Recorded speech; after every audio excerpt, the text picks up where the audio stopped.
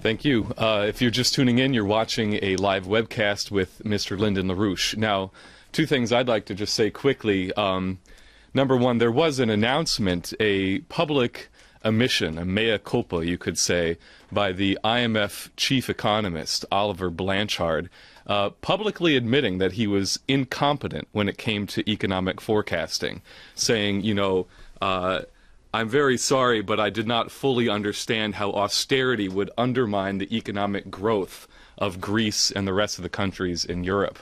Now, also, just in terms of what you just addressed, in fact, yes, the new 113th Congress is now reassembled.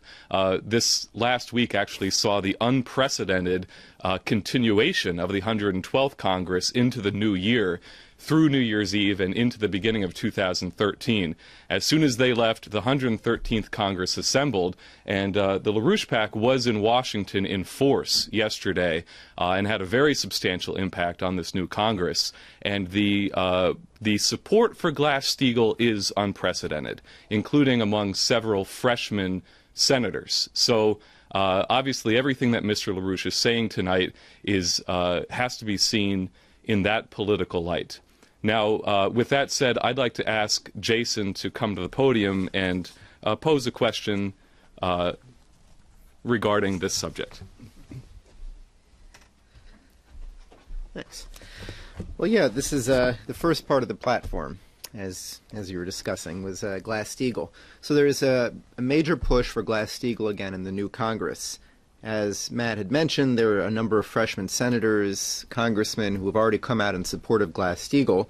Marcy Kaptur's Bill 1489 from the previous Congress has been reintroduced already as H.R. 129 in the 113th Congress.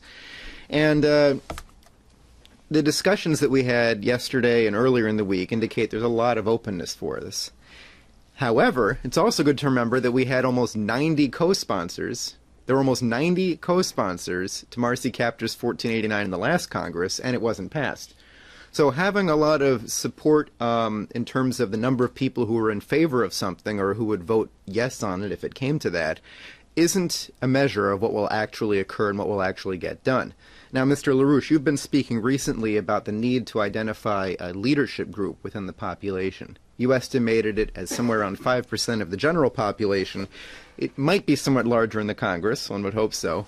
But what could you say about, I guess, two things? One is the role of a leader, including a member of Congress, in making this happen as a personal thing they're pushing, as opposed to gradually getting there. And what are going to be the consequences of getting Glass-Steagall passed? What will that mean for us? Okay. Well, the first thing you have to do, which is my special principle, you start from the future and work backwards. That's the only way to do anything competently. And the problem is people will say, well, try to work their way from today to the future. That's a mistake. You have to work backwards from the future. Now, of course, that's been my practice in business matters and relevant matters since the 1950s, when I was first in the forecasting business. And it worked then, and it still works. The principle always works. Human beings, unlike animals, start from the future. Now, I admit an egg does tend to grow. It does tend to hatch. But the point is, it also happens in the future. The hatching comes in the future. So the point is, you have to start from the future. You have to come up with an estimate of what is possible. You have to foresee the catastrophes which are awaiting you, and so forth and so on. So you have to start from the future. And generally that means you've got to think at least a decade or 2 decades ahead. That's what it takes to get any major change in technology through in any nation. So therefore you start from the future. Now this is a peculiarity of the human mind which does not exist in the animal mind. The animal mind can only work on the basis of working from the present to the future. The human mind, when it's functioning, works from the future to begin with the present. And that's the difference. So it's a way of thinking that's important, because there's a way of thinking of the animal, which is what most people do when they talk about forecasting. They will project from the present into the future, but from the present. They will determine what they can do from the present. The scientist who's competent works from what he can do from the future to the present. And the difference between the two for a human being is credit. In other words, what happened? Kennedy started a space program. How does the space program work? How does it continue to work? The space program operates only on the basis of proceeding from the future goal to the present achievement. You get to Mars, or you get to the moon first. Now, we didn't finish that job, but the intention was to finish it. And the intention has been that the way you can live on the moon, under any condition, you're going to go underground. You're going to be an underground movement on the moon, because all this garbage keeps coming down on the surface of the moon, and it's not a good place to play. So you have to take these tunnels that you can get in the moon, and you put your apparatus in your system inside these tunnels, and hope that you've got them down deep enough so that you're going to resist any of the kinds of things you expect might hit on the surface. So you will plan, first of all, to build a myriad on the moon in tunnels. And there you will begin to build up, largely with some human participation, because it's sort of a short hop to the moon if you've got good systems. But the point is, you're going to have to build up a complete apparatus in the tunnels of the moon. And this is going to be the way you're going to build, economically, the kinds of devices that will go to places in space, among the asteroids and things like that out there. And that's the way you're going to do it. You must start from planning from the future to the present. Now, I did a little thing like that on the Woman on Mars. It was exactly just a kick in the butt for some people who were too lazy about getting on the horse on this one.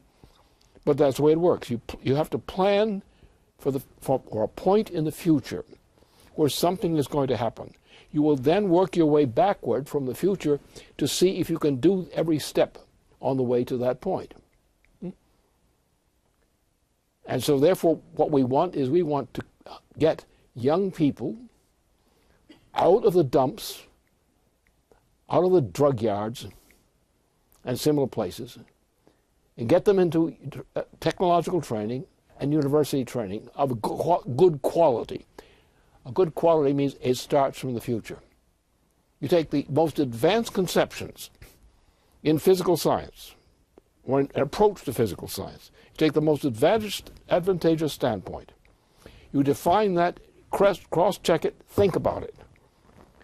Now you figure out how you can work your way back to reaching the point that you want to get to from where you are today.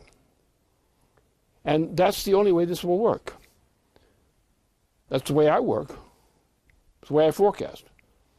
Any human being can forecast effectively if they go through the kind of training and concessions to what they should know that's required.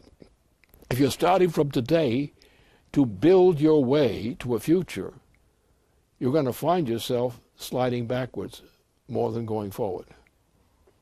So what we need to get people who have competence and imagination to match, who will pick points in the future which are achievable. And first of all, you start with things that you can know will work.